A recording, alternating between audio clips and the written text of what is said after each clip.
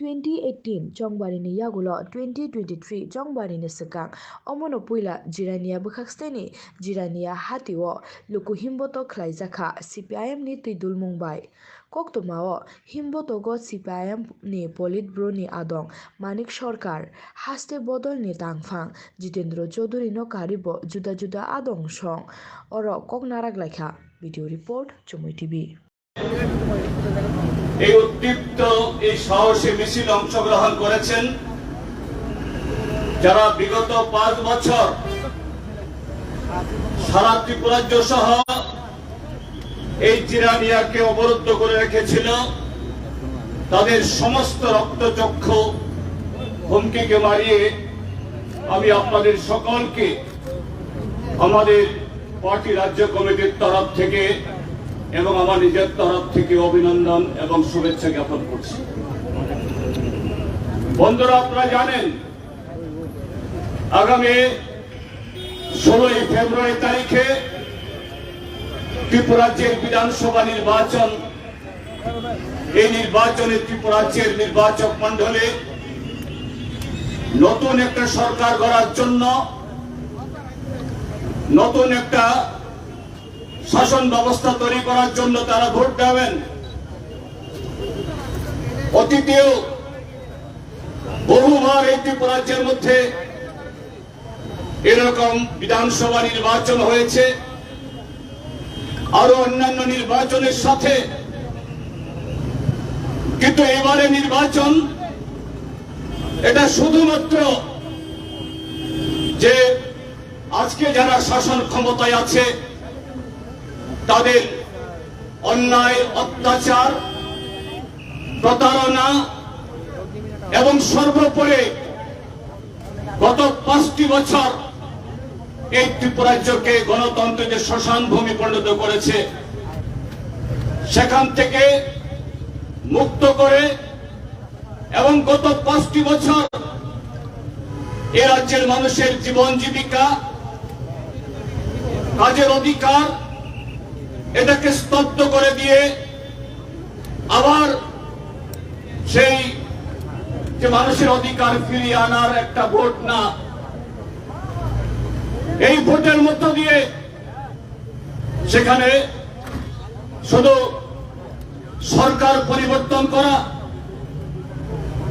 একটা জোট যারা বিগত 5টি বছর অপশাসন চালিয়েছে, অত্যাচার চালিয়েছে, তাদের উৎখাত করে আরেকটা। আপনাদের সবাইকে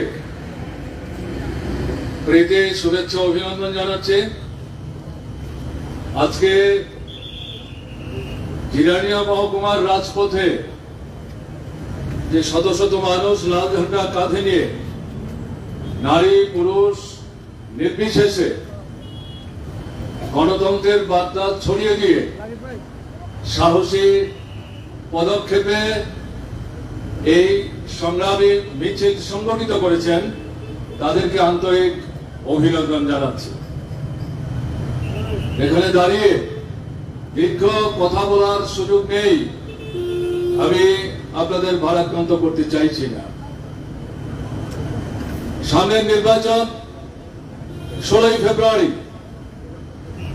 এই নির্বাচনের মূল আওয়াজ হচ্ছে যে গণতন্ত্রকে ধ্বংস করে ফেলেছে বিজেপি, তাকে ফিরিয়ে আনতে হবে।